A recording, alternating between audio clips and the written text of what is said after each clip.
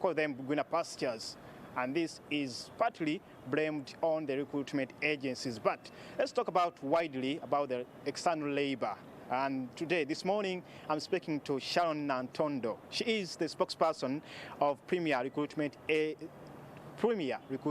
Limited. And these are some of the people, some of the agencies that are taking your sons, your daughters to overseas to at least get these jobs wherever they are. Good morning to you, Sharon. Good morning, sir. And let's speak about this issue of external labor. This week, some of the teachers haven't really reported, and they are saying that, yes, once UAE reopened or lifted the suspension of the flights from Uganda, some of the teachers have left. And this is the reason as to why they haven't really reported to school. How is the reception so far since UAE lifted the ban? Well, since UAE lifted the ban, it has been of an advantage to us as recruitment because the day that ban happened was really discouraging and disappointing in a certain way because the ticketing, the visas, some expired and some, it was a bit of a loss. But we are so excited at this moment that the ban has been lifted. Okay, we are sorry for the teachers who left the country, but I know we have so many teachers in the country who can still teach the young people. But we as recruitment, we really want to see growth. As Premier Recruitment, we look at uniting talent with opportunity. You don't have to only teach in Uganda, you can still teach elsewhere. You can still put your talent somewhere else. So basically, since this ban was lifted, it is so much advantageous. Candidates have been coming in, people have been coming in to see that they can have a better life. Because literally, you must live well. You must have a good life. You're talking about the experience, the loss that you encountered during that time from 28th December to 8th January. Going too deeply into this issue, how big was the loss? What exactly happened around that period when the flights were not coming from Uganda to UAE? Okay, look at an opportunity when they need you at work Monday morning and you have to travel Sunday, and Sunday they tell you flights are no more. So that is wastage of time, first of all. We look at candidates missing their flights. It's a great loss. Booking a ticket is not that cheap, and a visa expiring is so costly. So that means somebody had to restart again. Maybe we have to reply for the visa. We have to rebook the tickets. So that was both loss of time and also loss of money. Yes, and also maybe delay in somebody getting into their opportunities. Yes. Now that it has been lifted, that suspension, you're talking about people coming here and going elsewhere, different agencies to take them to UAE, Qatar, wherever. Yes. But now, some of these people, when they reach there, you've been receiving some concerns that the way they are being treated, Minister of Gender come on board. Yes. What is the experience like these days? Because at least for now, there is some kind of not too much noise coming from that side. Yeah, basically we as Premier Recruitment, we cause a difference because we look at the welfare. We're not just looking at taking you for work, like throwing you or something. We be in touch with your employer. That's first. So that is welfare. These days you'll hear the cases have reduced. Even as far as Premier is concerned, the cases have gone really down because of welfare. We even communicate one-to-one because these people become family to us. With my personal phone, I talk to them. How are you doing? Are you being paid? Is everything okay? Yes. So welfare has been amplified. The economy was fully reopened in this January, and many people were saying that, yes, this would be the time to look for employment here, not going elsewhere, because after coming through almost a 2-year lockdown, one would think that maybe now someone will look for a job here without going elsewhere. What do you think about this? Well, what I think of, first of all, is what do you want as a person? Yeah, I always encourage my candidates, what do you want? I cannot just give you a job now, since you look like this, let me give you that. No. So it's a choice from heart for somebody to go for what they want. But if you really want to grow financially, there are better opportunities. Because right now we even have jobs that pay 2 million, 3 million, 5 million.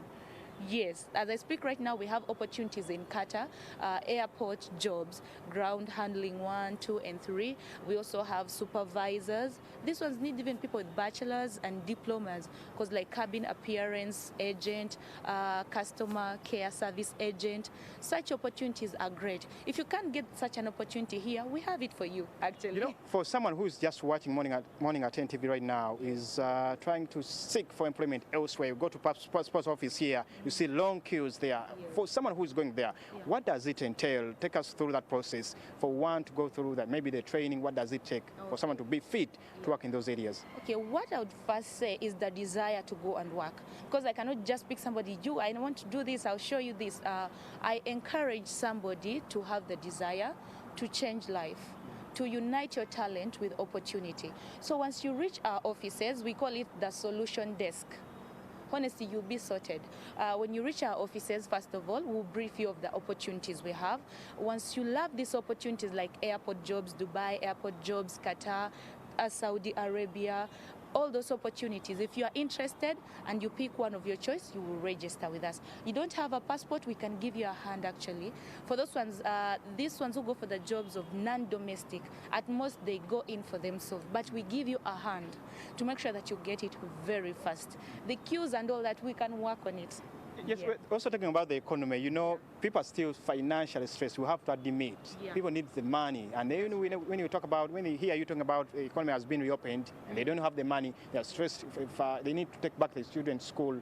This is something that also I thought you as employment, because you give employment solutions, this is something that you should be looking into also.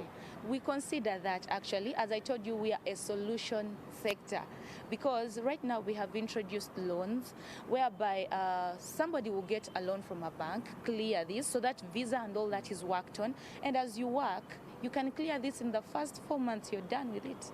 Yes, because we understand what people are going through right now. The economy is too high and all, like things have changed a certain way. People are not doing well financially. So that's why we introduced the bank loans. Yeah, when you come to our offices, we can teach you how you can do this. But if you have the money, please, you can. All right, let's also speak about the suspensions. Recently, government came out and released the list of those recruitment agencies that were at least suspended from operations. Premier Recruitment is still in operations, at least it hasn't yet suspended. But you know, there are issues that also affect these people, the recruitment agencies. What are some of these? You being a sector player, what are some of these that you think government should address, but also you yourselves as agencies should look at? Okay, first of all, our government should look at improving the youth standards, because Premier Recruitment is a legit company, and honestly, even if I was to go abroad, I would use Premier Recruitment. Yeah, first of all, as recruitment agencies, we should look at welfare of our candidates always, because if a candidate is in a good state, working, earning, I don't think there will be any issue, and you're not doing human trafficking, you're using the Ministry of Gender and Labor to recruit your candidates, then we have no any other issue, because all we need is their safety, and is our country okay with it? If the government says it has to be through the Ministry of Gender and Labor, then we should not use any shortcut, but we should use every step by step, everything, yes.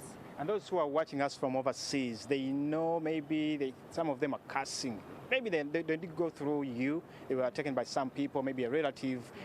What would you tell those people now that if they've found challenges there and they need either to come back or to get a better environment wherever they are? Okay, basically what I would recommend, maybe giving them a phone number so that we can be in touch with them. By the time maybe they can come back within the country, we can find a suitable place for them. Yes. Okay. And as we wind up this conversation, external labor, those who are still here, those who want to go, those who are around, what would you tell these people in matters of employment? They need better pay, but they need also to work on their manners, because this is also an issue that also causes them to fail wherever they go. Yeah.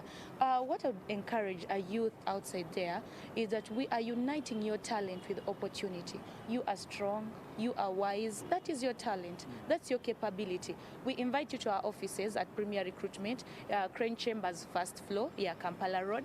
Once you come to our offices, we will talk to you. But first of all, have the desire to work, have the desire to change your life as a person.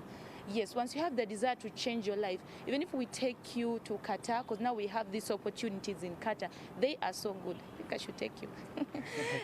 I hope one time I'll be looking for you. And very finally to the government, because it's also a key stakeholder, Minister of Gender, Labour and Social Development, because this oversees the operations. Yeah. What would you want to tell them? And finally, to the viewers. Well, basically, I'd request that they make it a bit easier for us, yes, and we are also ready to go with every law they put in place, but we request to make it easier because we are helping our own.